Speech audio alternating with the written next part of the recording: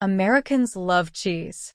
Cheese consumption reached an all-time high in the United States in 2018, which is weird because Americans are drinking less milk than ever.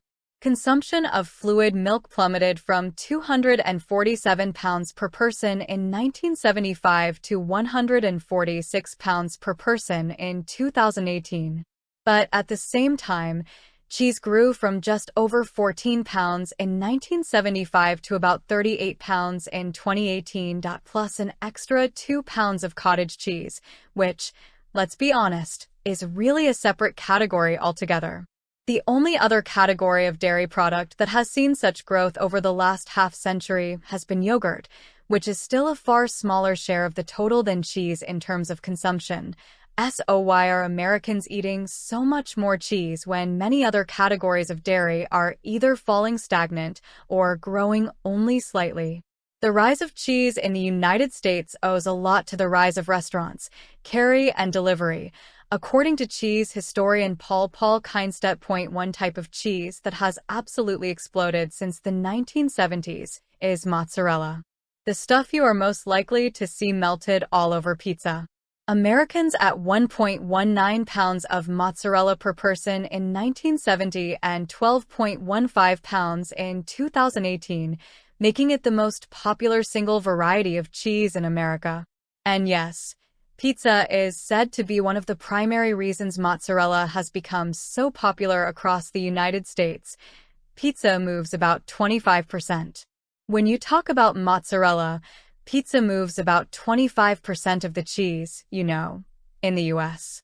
But moves a tremendous amount of volume. Pizza was once not the American favorite it is today.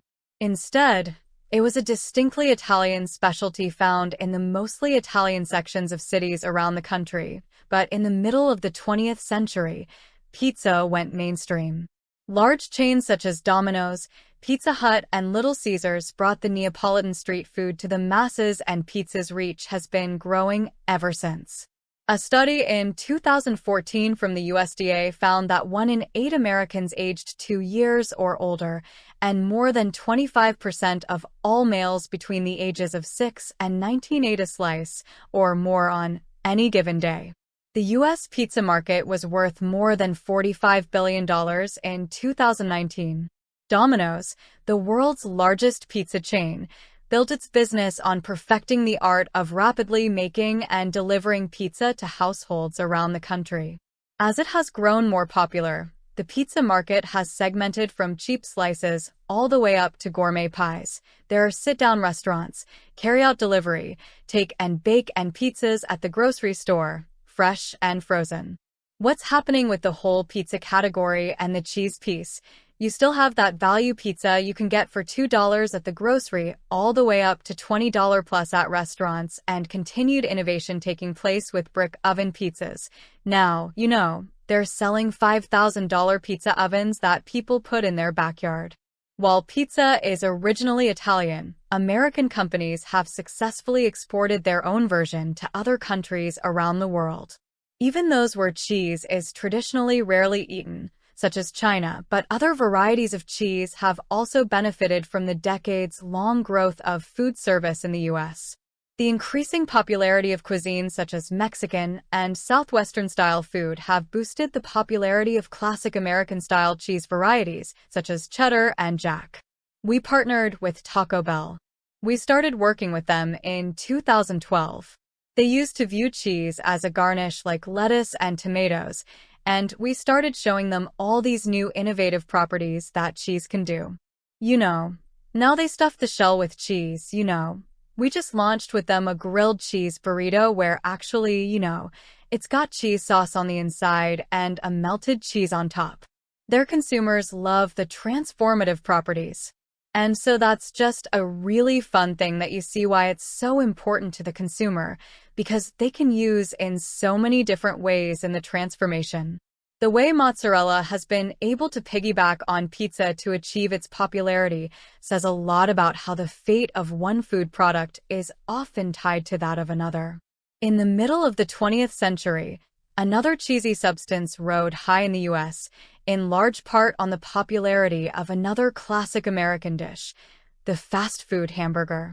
It is hard to talk about the history of cheese in America without talking about, well, American cheese. The yellow-orange slices are famed as essential components of classic American diner staples, such as cheeseburgers, grilled cheese sandwiches, and tuna melts. American cheese is a processed cheese, which means it is made from cheese and some other ingredients that, among other things, help prolong its shelf life and allow it to be smoothly melted. Perhaps the best-known brand of American cheese Kraft singles are made of milk, cheddar cheese, whey, milk protein concentrate, milk fat, sodium citrate, calcium phosphate, modified food starch, whey protein concentrate, salt, lactic acid, annatto and paprika extract for color, natamycin, which is a natural mold inhibitor, enzymes, cheese culture, and vitamin D3. Apart from slices such as Kraft singles. Processed cheese also refers to products such as Velveeta and a range of spreadable cheeses, such as cream cheese and cheese products such as Easy Cheese and Cheese Whiz.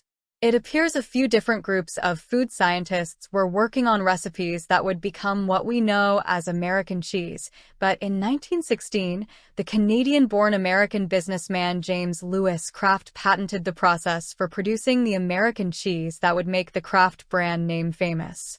Later, American cheese became a staple ingredient on cheeseburgers served all around America and later around the world by fast food giants. Perhaps most famously, McDonald's. You look at like a McDonald's, right, and the launch of that chain and the launch of the hamburger using American cheese on that kind of just helped install that culture and in the world. And I always still tell people the fun fact.